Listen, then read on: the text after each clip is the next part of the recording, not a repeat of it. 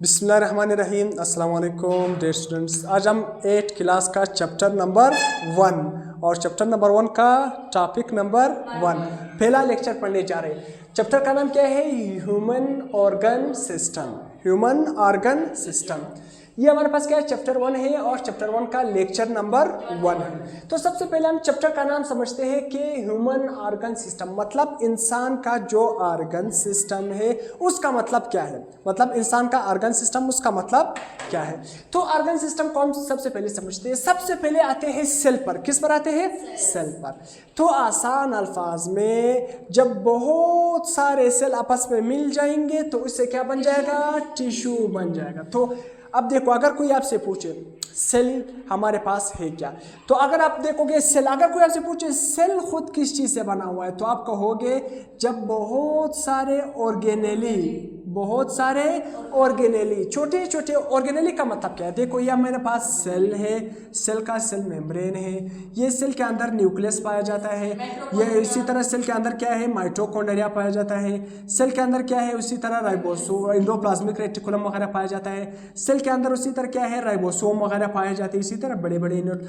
तो ये जो सेल के अंदर ये endoplasmic reticulum, mitochondria, ribosome, nucleus, ये सेल के छोटे छोटे ऑर्गन है। सेल के छोटे छोटे ऑर्गन, जब ये सेल के छोटे छोटे ऑर्गन या सेल के छोटे छोटे ऑर्गेनेली आपस में मिल जाएंगे तो इसको हम क्या नाम देंगे? इससे क्या बन जाएगा? सेल बन जाएगा। तो सेल के छोटे छोटे ऑर्गेनेली, देखो ये सारे छोटे छोटे ऑर्गेनेली आपस में मिल गए तो उसने क्या बना लिया? सेल बना लिया।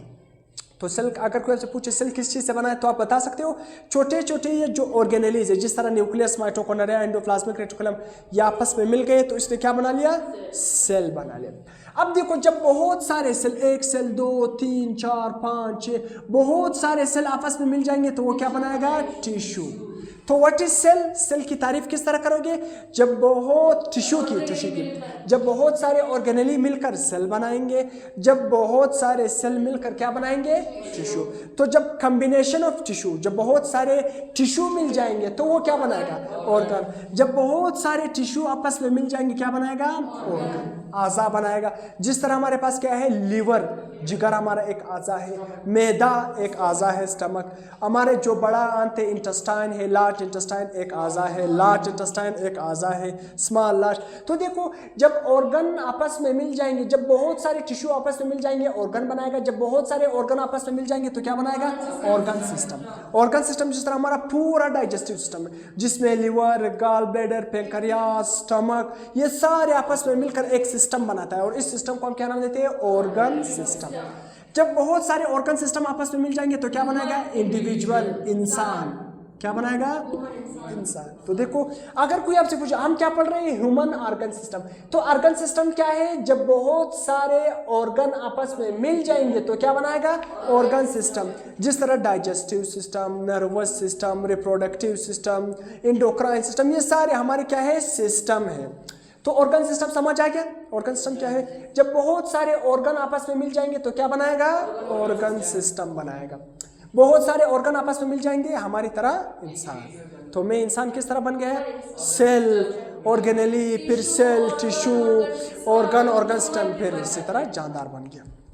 तो सबसे पहले हम आते हैं ह्यूमन नर्वस सिस्टम। हमारा जो दिमाग है ना, ह्यूमन नर्वस सिस्टम। देखो इंसान का जो पूरा कंट्रोल है, इंसान को पूरा कौन कंट्रोल करता है? ब्रेन, दिमाग, सेंट्रल नर्वस सिस्टम। तो ह्यूमन नर्वस सिस्टम, हमारा जो दिमाग है, इंसानों का दिमाग के कितने हिस्से है? जैसे इस दिमाग के हिस्से 3 है। मतलब जो हमारा जो ह्यूमन का नर्वस सिस्टम है, जो हमारे पास क्या है? पूरा जो नर्वस सिस्टम है, हाँ, जो नर्वस सिस्टम है उसमें उसको हम कितने हिस्सों में तकसीम करते हैं? नर्वस सिस्टम को 3 हिस्सों, 2 हिस्सों में, एक सेंट्रल नर्वस सिस्टम, एक पेरिफेरल नर्वस सिस्टम। तो नर्वस सिस्टम को कितने हिस्सों में तकसीम किया?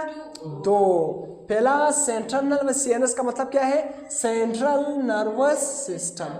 दूसरा क्या है? Peripheral nervous system. इसको शॉर्ट में हम क्या लिखते हैं? पीएनएस लिखते हैं। क्या लिखते हैं? पीएनएस लिखते हैं। तो सेंट्रल नर्वस सिस्टम, अगर कोई आपसे पूछे सेंट्रल नर्वस सिस्टम क्या है, तो सेंट्रल नर्वस सिस्टम में क्या आता है? स्पाइनल कॉर्ड आता है नंबर 1 पे, नंबर 2 पे क्या आता है? ब्रेन। तो सेंट्रल नर्वस सिस्टम किस चीज़ से बना हुआ है? हमारा दिमाग और हमारा रीढ़ की हड्डी, स्पाइनल कॉर्ड, ये जो पीछे से स्पाइनल कॉर्ड। तो दिमाग और स्पाइनल कॉर्ड को मिलाकर इसको हम क्या नाम देते हैं? Central nervous system. तो सेंट्रल नर्वस सिस्टम किस चीज से बना हुआ है? दिमाग और रीढ़ की जो हराम मगज है स्पाइनल कॉर्ड से बना हुआ है। अब पेरिफेरल, पेरिफेरल का मतलब क्या है? पेरिफेरल का मतलब क्या है? साइड। देखो मेरा जो सेंटर है ये मेरा सेंटर है और मेरे साइडों पे मेरे क्या है? मेरे हाथ। तो ये जो मेरे हाथ साइड से निकल रहे इसको मैं नाम दूंगा पेरिफ्री। पेरिफ्री का मतलब क्या होता है? साइड। क्या होता है? साइड। तो पेरिफेरल नर्वस सिस्टम क्या होता है? पेरिफेरल नर्वस सिस्टम आसान अल्फाज में देखो, ये एक इंसान समझो। क्या समझो? इंसान। इंसान का ये दिमाग होता है और ये क्या होता है? यहाँ पर रीढ़ की हड्डी में क्या पाया जाता है? हराम मगज। तो ये जो हमारे पास क्या है? जो हमारे दिमाग से रगे मतलब नर्व्स निकलती है, जो दिमाग की तारें होती है वो हम उसको हम क्या नाम देते हैं? Cranial nerves. क्या नाम देते हैं? Cranial nerves. आगे हम पढ़ेंगे। मगर ये जो हमारे स्पाइनल कोड से जो हमारे पास न्यूरॉन निकलते हैं, ये जो स्पाइनल कोड से निकलते हैं ये हमारा क्या है? हराम मगज, स्पाइनल कोड। ये जो स्पाइनल कोड से जो न्यूरॉन निकलते हैं इसको हम नाम देते हैं peripheral nervous system. Peripheral nervous system किस तरह बना? ये हमारी जो स्पाइनल कोड से जो न्यूरॉन निकलते हैं, देखो तारे, हम देखो बिजली की तारे यूज करते हैं या नहीं? एक जगह से दूसरी जगह बिजली को पास करने के लिए तो हमारे दिमाग में भी तारे होती है। तो देखो एक क्या है? हमारे दिमाग से निकलती है और एक हमारी हराम मगज। तो हराम मगज से जो तारे निकलती है वो कौन सा सिस्टम बनाता है? Peripheral nervous system. तो हराम मगज से जो तारे निकलती है वो क्या बनाता है? Peripheral nervous system. तो ये जो हराम मगज से तारे निकलती है ये क्या बनाएगा? Peripheral nervous system. अब आते हैं न्यूरॉन। किस पर आते हैं? न्यूरॉन। तो न्यूरॉन है क्या? आसान अल्फाज में हमारा जो दिमाग है ना, हमारा क्या है? दिमाग।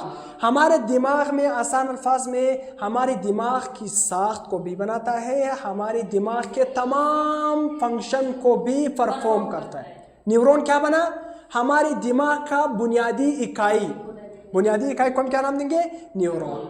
तो न्यूरॉन क्या बना? हमारी दिमाग का बुनियादी इकाई। हमारा दिमाग किस चीज़ से बना हुआ है? न्यूरॉन से बना हुआ है। उसी तरह हमारे दिमाग का जो टोटल काम है वो भी कौन करता है? न्यूरॉन करता है। तो इसी वजह से न्यूरॉन क्या है? बेसिक स्ट्रक्चर और फंक्शनल यूनिट ऑफ सीएनएस, हमारे सेंट्रल नर्वस सिस्टम का। अब आते हैं सेल बॉडी। जो न्यूरॉन होता है ना, न्यूरॉन, ये देखो हमारी जो पूरी बॉडी में तारे लगी होती है। देखो हमारे दिमाग से इंफॉर्मेशन आती है। मैं देखो मैं हाथ हिला रहा हूँ ना तो इंफॉर्मेशन मेरे दिमाग से आ रही है, मेरे स्पाइनल कॉर्ड से आ रहा है। मैं अगर लिख रहा हूँ तो इंफॉर्मेशन दिमाग और स्पाइनल कॉर्ड से आ रही है। क्या हाथ? हाँ के लिख लो। मैं जो बोल रहा हूँ तब भी मेरे दिमाग और स्पाइनल कॉर्ड से क्या आ रहा है? इंफॉर्मेशन आ रहा है, सिग्नल आ रहा है। तो ये जो सिग्नल हमारे दिमाग की जो तारे होती है जिसको हम क्या कहते हैं? नर्व्स कहते हैं। क्या कहते हैं? नर्व्स। हमारे दिमाग में इतनी बड़ी बड़ी तारे लगी होती है, ये तारे को हम क्या नाम देते हैं? नर्व्स। तो ये जो हमारे पास नर्व्स है या ये जो हमारे पास न्यूरॉन है, न्यूरॉन के कितने हिस्से हैं? 3। कितने हिस्से हैं? 3। हमारे दिमाग में इस तरह तारे लगे होते हैं। यहाँ से एक तारा गया, फिर दूसरा, फिर तीसरा, इस तरह छोटे छोटे इसको आपस में लिंक क्या होता है? तो पूरा सिस्टम को डेवलप किया होता है, मतलब पूरा नर्वस सिस्टम को। तो जो हमारे पास अगर हम एक न्यूरॉन को उठाएंगे तो एक न्यूरॉन के कितने हिस्से होंगे? 3। पहला कौन सा होगा? सेल बॉडी, दूसरा डेंड्राइट, तीसरा क्या होगा? एक्सोन। अब आते हैं dendrite. Cell body. Cell body हमारे पास क्या है? ये जो दरमियान वाला ना, ये जो गोल हिस्सा है, ये जो गोल हिस्सा है इसको हम क्या नाम देंगे? Cell body. और इस सेल बॉडी के दरमियान में क्या पाया जाता है? न्यूक्लियस। ये जो ब्लैक से मैंने लिखा है ये क्या है? न्यूक्लियस। न्यूक्लियस। और ये जो साइड में खाली जगह है, इस खाली जगह को हम क्या नाम देंगे? साइटोप्लाज्म। साइटोप्लाज्म। साइटोप्लाज्म। तो देखो ये जो गोल बॉडी है बाल की तरह, गेंद की तरह, इसके अंदर एक न्यूक्लियस है और ये जो खाली जगह है इस खाली जगह को हम क्या नाम देंगे? साइटोप्लाज्म। तो सेल बॉडी किस चीज से बनी है? न्यूक्लियस से बनी है और साइटोप्लाज्म से बनी है। समझ आ गया? जो हमारा न्यूरॉन है, हमारे दिमाग की जो तारे हैं, अगर आप एक तार को उठाओगे तो उसके कितने हिस्से होंगे? 3 हिस्से होंगे।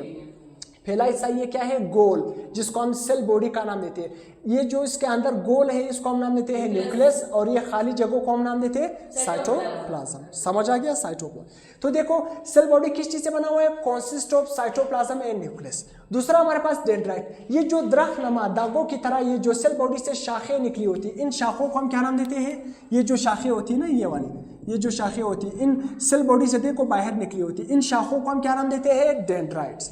दागे नमा शाखें होती है, इसको हम क्या नाम देते हैं? डेंड्राइट्स का नाम देते हैं। और इन डेंड्राइट का काम क्या है? ये इंफॉर्मेशन क्या करते हैं? सेल बॉडी को देते हैं। इंफॉर्मेशन सेल बॉडी, जब भी इंफॉर्मेशन ये डेंड्राइट लेते हैं तो ये इंफॉर्मेशन किसको देते हैं? सेल बॉडी को देते हैं। तो ये इंफॉर्मेशन लेते हैं, किसको देते हैं?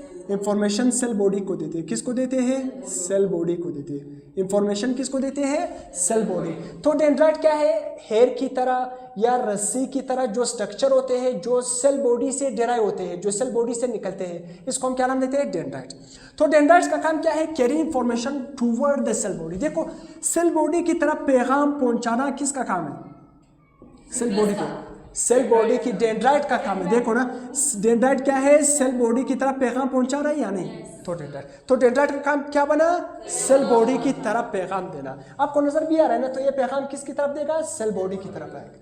अब देखो एक्सोन, ये जो लॉन्ग टाइप, ये जो हमारे पास पूरा है, जिसके ऊपर ये जो ब्लैक ब्लैक में इस तरह क्या है? कवरिंग। देखो आप तार देखते हो ना, तार घरों में तार वगैरह है यानी, उसके ऊपर देखो ब्लैक इंसुलेशन की होती है यानी, ताकि करंट ना लगे सी को बाबा। तो इसी तरह उसी तरह उसके अंदर कवरिंग होती है। तो इसी तरह हमारे जो दिमाग की तार है, उसके इर्द गिर्द भी इस तरह क्या होती है? कवरिंग होती है, इंसुलेशन, कोटिंग होती है। इस कोटिंग को हम नाम देते हैं Mylan sheet. Mylan sheet, Mylan sheet. तो ये जो बड़ा डंडे नमा स्ट्रक्चर है, इस बड़ा डंडे नमा स्ट्रक्चर को हम क्या नाम देंगे? एक्सोन। क्या नाम देंगे? एक्सोन। एक्सोन का काम क्या होता है? ये सेल बॉडी से पैगाम को दूर ले जाता है। सेल बॉडी से पैगाम को दूर ले जाता है। क्या करता है?